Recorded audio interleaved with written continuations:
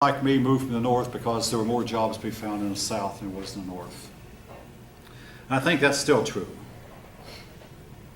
And of course, one other thing, when more and more northerners moved south, southern politicians had to change their attitudes towards race. And men like George Wallace and Strom Thurmond opened up and began to ask for the black vote because they realized they could no longer keep the blacks from voting, and that the Yankees, the northern Yankees, were going to change the southern scope of politics. So politics changed. All right. In the 1950s, America was more religious than ever had been before. And a lot of your popular singers, Elvis Presley, hopefully all of you have heard of him. If you have a satellite radio, there is a channel devoted just to Elvis. It does nothing but play Elvis music 24/7 all the time. Or they'll tell a story about Elvis's life, but they'll tell stories about Elvis. But Elvis Presley sang more gospel songs than he did rock and roll songs. His friend Johnny Cash also sang a lot of gospel songs. There was Nat King Cole, also sang a lot of religious music. And Hank Williams. Hank Williams Sr. did a lot of singing of both secular and religious music. America was very religious in those days. Alfred Kinsey published 2 books about human sexuality called the Kinsey Report, in which he said that he made it sound like almost everybody had committed adultery once in their lifetime. This is not necessarily true, folk. Also, Kinsey said that 1 in 10 persons were homosexual. It's now been proven it was more like 1 in 100 or 2 in 100. But just a small amount of people. But and far fewer people believe. Now, it's difficult to tell how many people actually commit adultery because most people who do try to keep it secret. But he published a report about human sexuality that shook up a lot of people and made it sound like everybody had affairs. The Supreme Court took a hand in desegregating Brown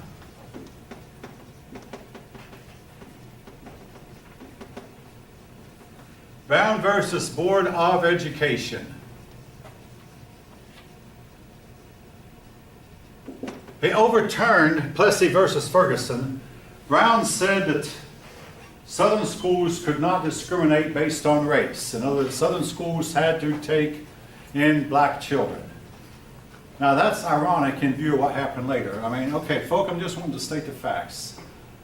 In those days, Southern schools were segregated, badly segregated, with the black schools being not as good as the white schools. The buildings were more run down, and the teachers were less educated generally. Then Brown versus Board said that separate but equal has no place. Everything in the South has to be integrated. It took years to do that. But today, what's ironic is today's Southern schools are more segregated than ever before. But it's by choice, not a mandate. A lot of black parents decided they wanted to send their kids to black schools and learn black values and did not want to send their kids to white schools. So we still have the black schools. But again, it's by choice. You know, that's the difference, not by coercion. Now, if any of you know differently, your input is welcome. But anyway, Brown versus Board of Education said that black students had to be admitted into white schools. A young man named Emmett Till was murdered. Eisenhower did nothing about it. The case made worldwide attention. Most black people have heard of Emmett Till. He was killed for the crime of whistling at a white woman, which should not have been a crime, but in those days, he was from Chicago, but he had relatives in Mississippi. So one day he visited relatives in Mississippi and warned them, you can't do like you do in Chicago. And he whistled at a married white woman. Now, years later, I have heard, now, if any of you know differently, that this married white woman later said, he never really whistled at me. Well, why didn't she speak up at the time? But anyway, his crime was he whistled at a married white woman. He was killed. His body was thrown into a creek where it was found. The case got worldwide attention. It got all the way to Eisenhower. I mean, they got to the Attorney General, and the Attorney General said, "This is too big for me to handle," so the Attorney General passed the buck. And Eisenhower did nothing about it. The men who killed Till were acquitted by an all-white Southern jury, acquitted them of any crime, and later they said, yes, we really did kill him at Till. How many have heard of this case? Okay, I'm surprised more of you haven't heard about it than that. In Little Rock, some blacks tried to enroll in a white school, and the result was racial tensions. The Arkansas governor called out the National Guard to stop the black students, Governor Faubus of Arkansas. But the National Guard was withdrawn, so an angry white mob tried to stop the blacks. Eventually, though, the blacks were admitted, again because they took the case, the courts ruled in favor of the blacks.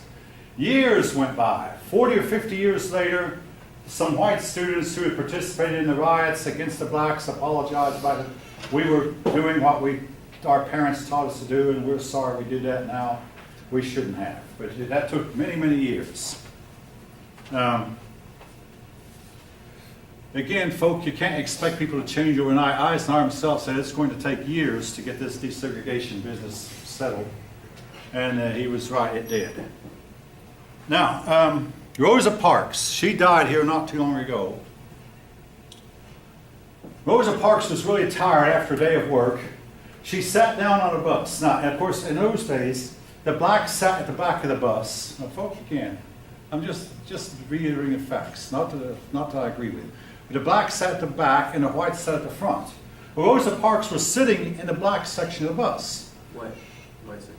But the white section. No, I believe she was sitting in the blacks, but she was sitting in the front row. Now, this is when okay, maybe you're right, but this is what I'm saying. She was actually sitting in the black section on the front row. A white man coming in, the white man felt like he had a right to her seat. So he told her to get up, and she said, "I'm not getting up." That much I think we'll both agree on. Yeah.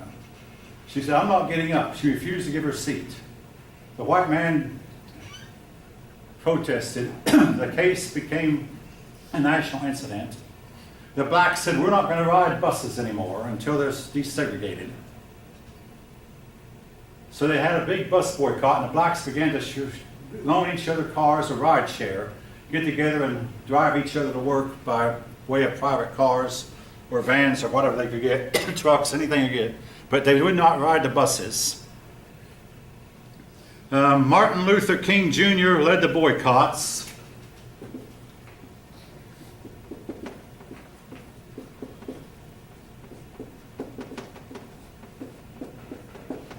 Martin Luther King Jr. led the boycotts. And he was to lead a lot of the protests from then on.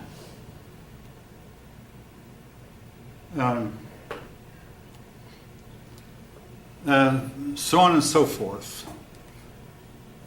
Now, these things were occurring late in Eisenhower's administration.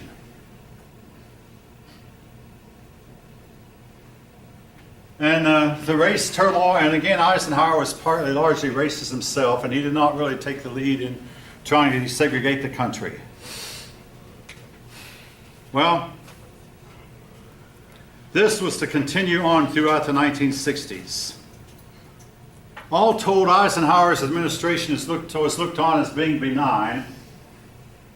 One sociology book I read on college said that in the 50s, in the White House, said an amiable old man of limited intellectual resources. That was not the case. So Eisenhower really was a smart man. And like I say, as time has gone on, he's been rated higher and higher with each generation, as people realize that there was just simply inaction was better than action in a lot of cases. At the time Eisenhower was president, inaction was the way to go. All right.